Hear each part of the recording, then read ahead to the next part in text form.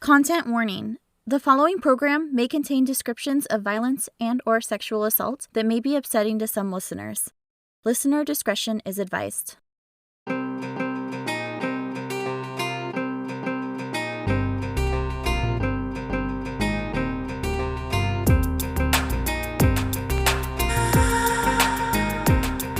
The upper left corner of the United States is full of stunning scenery.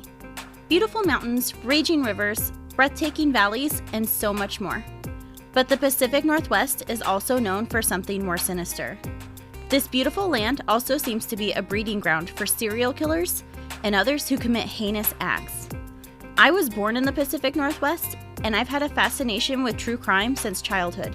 I'm here to tell you the true crime stories of the PNW. So grab your sweater and a cup of coffee. I'm your host, Emily, and this is the Upper Left Corner.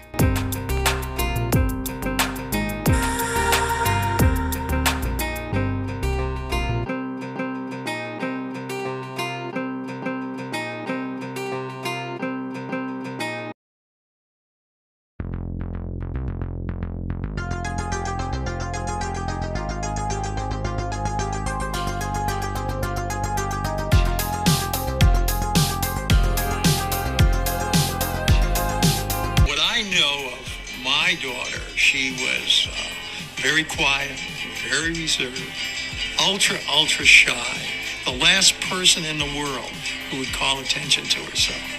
And yet, put a microphone in her hand, march her up on a stage, and she was just magnetic.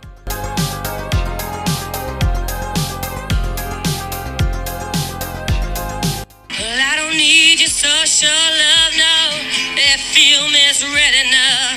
And what ails me is the fact that you'll smile when walking on by it, walking on by. And yeah, when it hits me, see it still gets kind of heavy.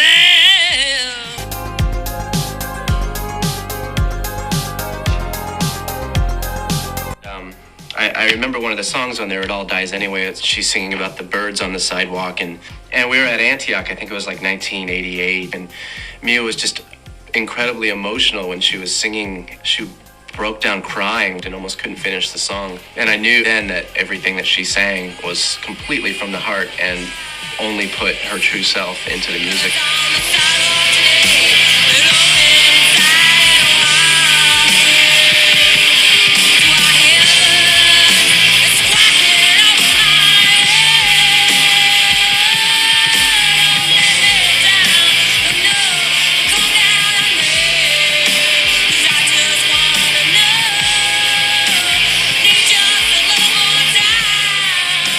She spoke to the people.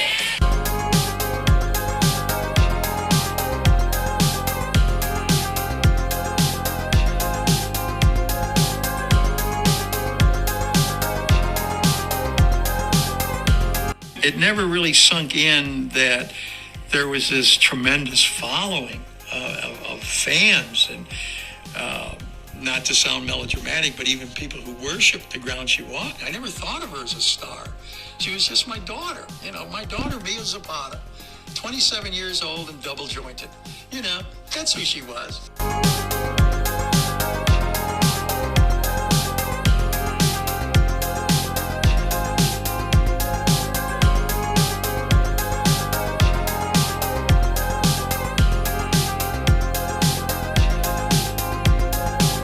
It still makes me sad that there's so much more we could have done.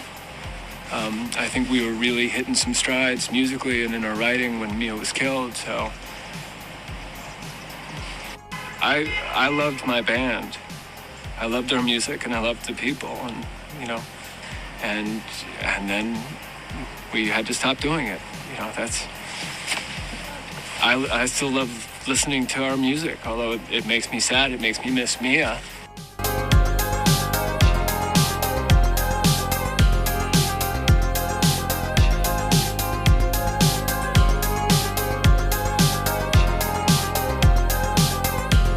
She was on loan to me, and she now belongs to all of you. And it's neat. I like it. I'm proud of her.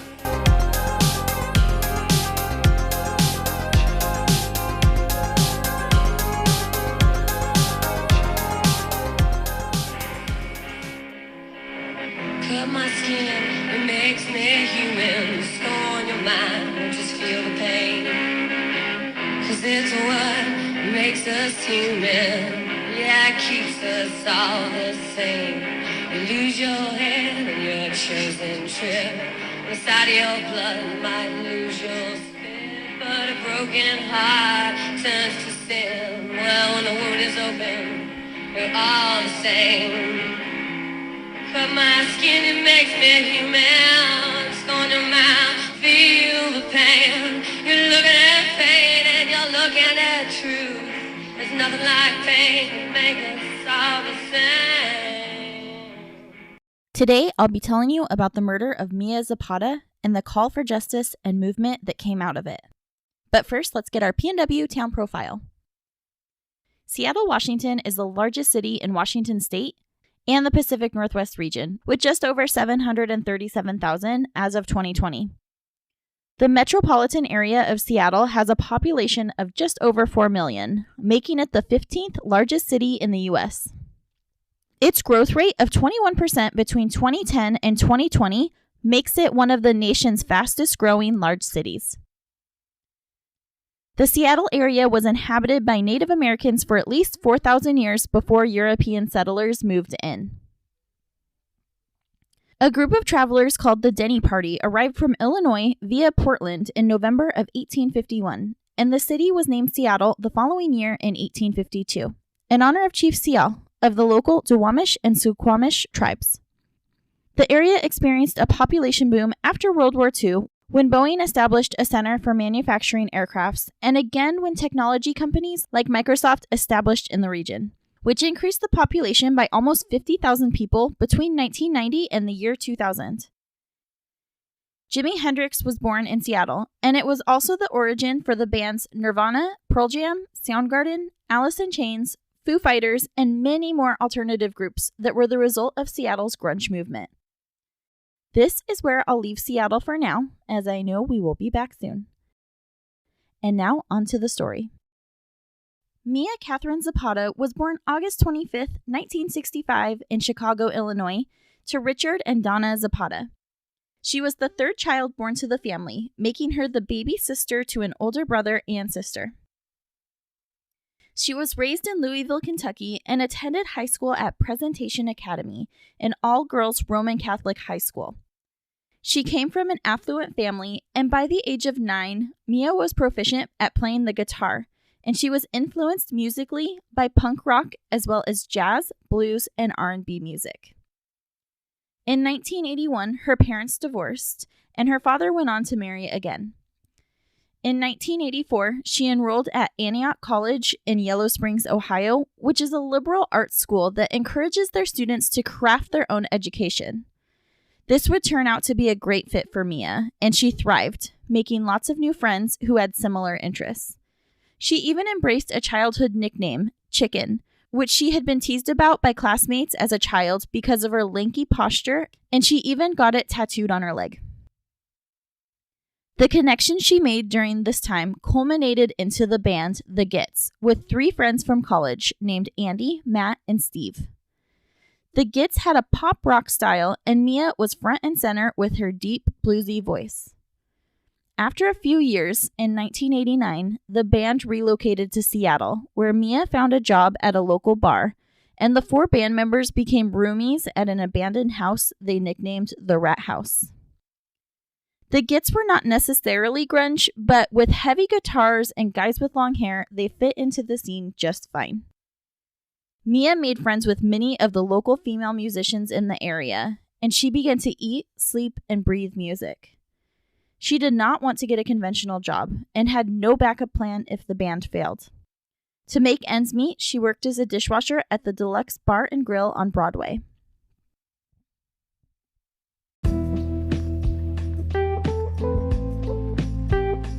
The Upper Left Corner merch store is open. Head on over to upperleftpodcast.com to browse my shop. You can pre-order clothing, including sweatshirts, tees, and tanks. I'll also be adding new merch throughout the month of September, including wine glasses, mugs, stickers, and more. Head over to upperleftpodcast.com today to support this show.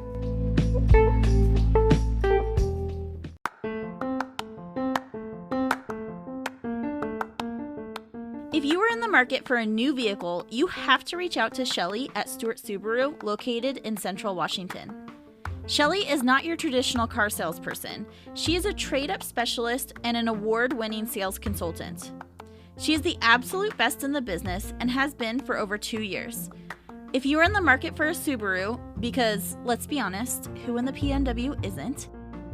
You can feel confident in purchasing a Subaru with their accolades like 4-time Best Overall Brand according to Kelley Blue Book, including in the year 2021. The highest possible safety rating in all 2021 models from IIHS, and Subaru was the first automotive plant in the US to achieve zero landfill status, where 100% of their waste is either recycled or turned into electricity. If you are in the market for a new Subaru and don't want to deal with the typical car sales situation, hashtag Ask for Shelly at Stewart Subaru by calling 435-513-6679. You can also find her on Instagram by her handle at Shelly Subaru. That's Shelly spelled Shelly Subaru. I will link both her Insta and phone number in my show notes, and don't forget to ask for Shelly at Stewart Subaru, located at 506 West Fruitvale Boulevard in Yakima, Washington.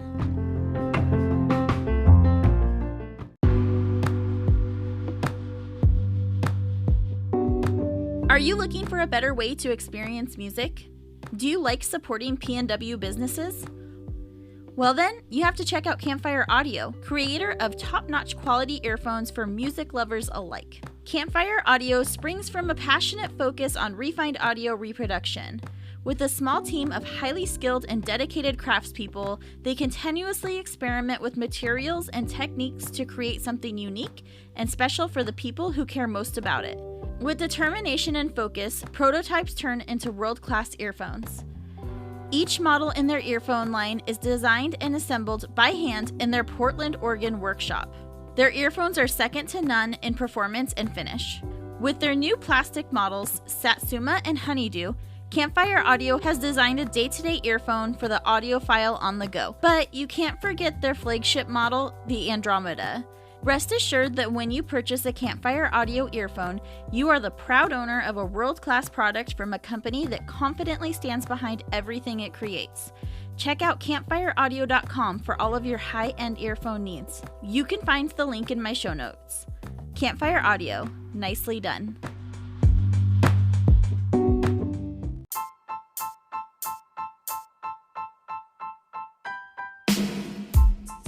If you haven't heard about Anchor, it's the easiest way to make a podcast. Let me explain. First off, it's free. You can try out that idea for a new podcast without risking any of your money. There's creation tools that allow you to record and edit your podcast right from your phone or computer, which makes getting started so easy. Anchor will distribute your podcast for you so it can be heard on Spotify, Apple Podcasts, and many more. You can make money from your podcast with no minimum listenership. So to sum it up, it's everything you need to make a podcast in one place. Download the free Anchor app or go to anchor.fm to get started today. Through local independent record labels, the Gits released several well-received singles in 1990 and 1991, and they began to make a name for themselves in the local music scene. Their album, called Frenching the Bully, was released in 1992, which further increased their popularity in the Seattle grunge music scene. Their sophomore album, Enter the Conquering Chicken, was released in 1993, and would be their final album. Mia and the band would support the album with a small tour. Like I said earlier, Mia came from an affluent family, but you likely would have never known if you met her in her 20s. Her father described that Mia's world had two different sides of the street. The one she grew up in with great schools, an affluent family, and tennis, but she chose to cross the street where material things didn't mean a thing to her. Her music career often led her to live in financial discomfort, but she did not seem to mind. She was described by her good friend Valerie Agnew as commanding respect and interest immediately. She had many friends in many different social circles. On July 6, 1993, Mia was out for the night with friends to celebrate the reordering of the Gits' second album. She spent time at the Comet, a Seattle tavern, and left around midnight, where she walked one block east on Pike Street to a rehearsal studio, where she visited with a friend until around 2 a.m., at which point she said she was going to catch a taxi home. This would be the last time she was seen alive. Mia's body was discovered 2 miles away on a dead-end street. She had been strangled by the strings of her sweatshirt. And I like to tout ULC as tame true crime, so I won't go into all the details of her brutal rape and murder. But an important part of this case is that her murderer did leave a bite mark. Mia was murdered at the age of 27, making her part of the infamous 27 Club, which is a list of musicians, artists, and actors who died at the age of 27. Although the claim of a statistical spike has been disproven, there are a shocking amount of famous people who have died at the age of 27, including Kurt Cobain, Amy Winehouse, and Jimi Hendrix. Many of the members of the 27 Club died from drug or alcohol-related issues, but not Mia. Mia's friends rallied around to support each other, and Mia's dad said he was blown away when, on the day of the funeral, he got lost in downtown Seattle, but was able to follow the sea of people holding yellow roses, which was the admission ticket to the funeral. Mia was buried in her hometown of Louisville, Kentucky. It is believed that Mia was listening to music through headphones, and her attacker caught her off guard. Other than the bite mark, which was not made public, there was no evidence left behind at the scene. This caused the police to hone in on those closest to her. They questioned all of her friends and even seized her journals for clues. Her ex-boyfriend became the prime suspect, as the friend she had visited with that night said Mia had been drunk and was angry with him. However, he provided an airtight alibi, but that did not stop Mia's friends from still suspecting him. Many of Mia's female friends were not happy with the investigation and felt the police were not handling the case how they should, so they raised their own funds to hire a private investigator. Members of Nirvana, Pearl Jam, and Soundgarden all donated to get justice for Mia. The culmination of Mia's murder was the anti-violence organization called Home Alive. The founders had tried out several self-defense classes, but found the options to be lacking due to prices, and they also did not like some of the rules that were taught that placed the responsibility on women, such as dressing conservatively and never walking alone. So they founded Home Alive, a program that offers self-defense classes, lessons in boundary setting, and even advanced multi-week courses, all on a sliding fee scale. They also provide free resources through their website, which I will link in my show notes, and the web address is teachhomealive.org. Mia's friends from the band 7 Year Bitch contributed to fund Home Alive by donating the profits of their 1994 album called Viva Zapata. Joan Jett also contributed to Home Alive by writing songs in order to raise money and awareness. In the wake of Mia's death, the area and vibe were affected deeply by this murder, with many people feeling unsafe in the area, and some felt the grunge scene was not as safe and healthy as they once thought. This was furthered months later when Kurt Cobain took his own life after battling addiction. So the case sat for years with no resolution, because in 1993, there was not much they could do with the saliva sample from the bite mark. But almost a decade later, and with advances in DNA technology, the sample was sent to CODIS, which is a combined DNA index system to look for a match. And in 2002, the match was found. The results came back to Jesus Mesquia, a Florida fisherman who was originally from Haiti, and 10 years after the murder, he was residing in Florida, where he was on probation for theft. He denied raping and killing Mia, stating that he was nowhere near Seattle around the time of the crime. However, traffic tickets proved otherwise. Not only traffic tickets, but 2 weeks prior to the murder, Jesus had been arrested for indecent exposure. His address from 1992 to 1994 was 1.5 miles from the alley where Mia was found. Not only that, but after being identified, a Seattle woman called police to report that she had been sexually assaulted by him just months after Mia's murder, but that she had not reported it at the time of the assault. While investigating him further, it was made clear that Mesquia had a long history of violence against women and had spent time in jail for both sexual assault and domestic battery, with every single one of his ex-girlfriends and his ex-wife making it clear that he was abusive towards them. Mesquia has never confessed or admitted guilt in Mia's murder. but in 2004, he was convicted of first-degree felony murder and sentenced to 37 years in prison. It took the jury less than 3 days to deliberate, and the judge sentenced him to more than the maximum due to the severity of Mia's suffering. However, the sentence was overturned on appeal in 2005. The conviction still stood. However, there are several circumstances that have to be met in order for a judge to sentence over the maximum, due to a Supreme Court ruling called the Blakely decision. To sentence over the maximum, the circumstances would have to be agreed upon by a jury, or the defendant would have to admit guilt, neither of which occurred. The case was handed back to the King County prosecutor, who chose to present the case to a jury to obtain the original sentence. But in 2009, Mezquia waived his right to a jury and accepted the original sentence. On January 21st, 2021, Jesus Mezquia passed away at a Pierce County hospital at the age of 66. And that is the case of Mia Zapata.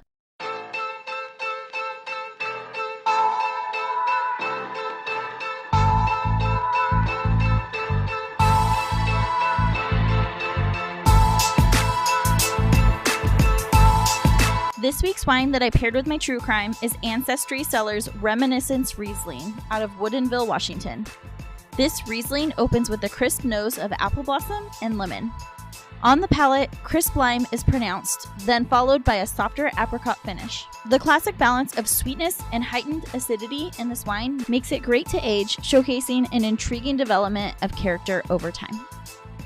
Cheers, and thanks for listening.